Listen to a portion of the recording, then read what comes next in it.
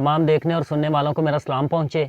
मैं शकीब अंजम हूँ और आप देख रहे हैं मेरा YouTube channel analysis and news. तो नाज़रीन कराम, बिल आखिर इलेक्शन कमीशन ऑफ पाकिस्तान को यह ख्याल आ ही गया कि मुल्क के अंदर आम इंतखाबात करवा देने चाहिए। तो वीडियो में आगे बढ़ने से पहले मेरी आपसे गुजारिश है, वीडियो को लाइक करें, चैनल को सब्सक्राइब करें और बेल आइकॉन को प्रेस कर दें। तो आज जी सुप्रीम कोर्ट ऑफ पाकिस्तान में सेक्रेटरी इलेक्शन कमीशन पेश हुए और उन्होंने कहा कि हम मुल्क में आम इंतखाबात करवाने को तैयार हैं। उसके लिए उन्होंने कहा जी एक 28 जनवरी की डेट होगी और या फिर इलेक्शन 2 फरवरी को करवाए जा सकते हैं या 11 फरवरी को करवाए जा सकते हैं। तो इसके लिए हम तैयार हैं।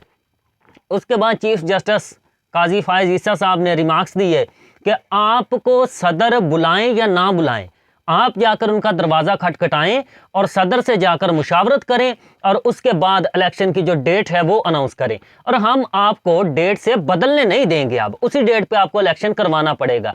तब मी लॉर्ड बजाय इन्हें ये खुली डुली छूट देने के या इन्हें ये समझाने के कि आप वहाँ पे जाएं, आप वहाँ पे जाएं, आप उससे बात करें, आप सदर पाकिस्तान के पास जाएं, तो सबसे पहले ये पूछा जाए कि कौमी असम्बली तहलील हुए 80 दिन हो चुके हैं।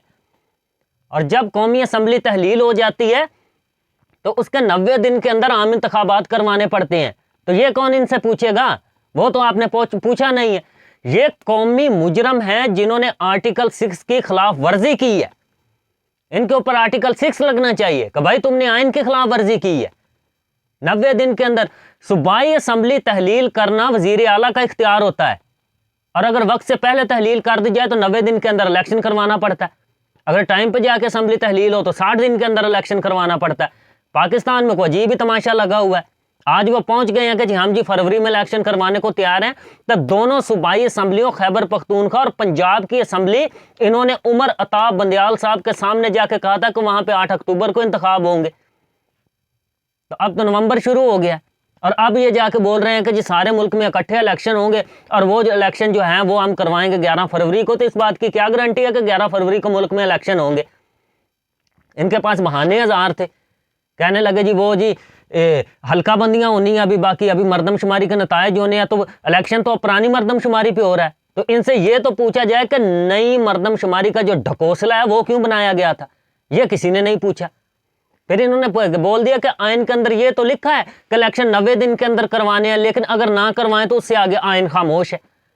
भाई बड़ी बात है, कल को ये पाकिस्तान के कानून में आके अगर कोई शख्स कत्ल कर दे तो उसकी सजा जो है वो सजाए मौत है या उम्र कैद है।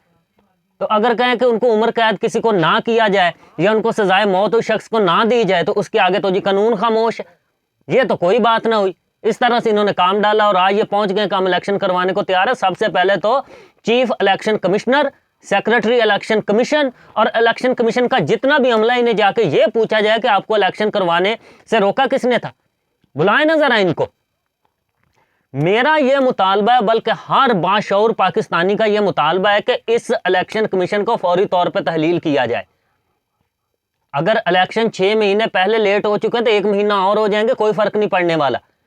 इलेक्शन कमीशन की तश्कीलें न होनी चाहिए, सारा इलेक्शन कमीशन का अमला चेंज होना चाहिए, सेक्रेटरी इलेक्शन कमीशन को फौरी तौर पे फारग किया जाए और उसके बाद नया इलेक्शन कमीशन बनाकर नया चीफ ऑफ इलेक्शन कमीशन लगाया जाए और फिर इंतखाब होने चाहिए।